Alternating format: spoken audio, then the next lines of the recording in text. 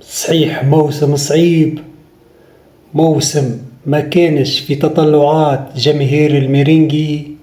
ريال مدريد مازالوا 5 جولات على نهاية الدوري، يواجه سيلتا فيغو على ملعب السانتياغو برنابيو في مباراة يطمح من خلالها النادي الملكي إلى الانتصار باش يبقي فارق ال4 نقاط بينه وبين المتصدر برشلونة، ويخلي ديما حظوظه وافرة في اللعب من أجل التتويج بلقب الليغا.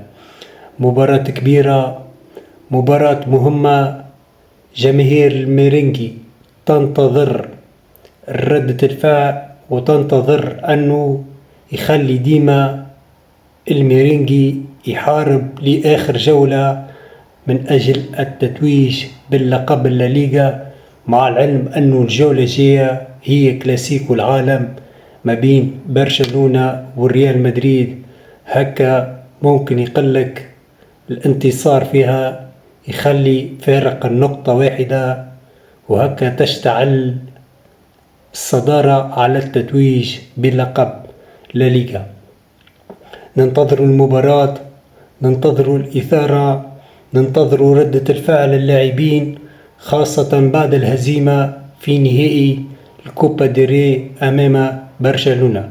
فلننتظر ماذا سيحدث في هذا اللقاء.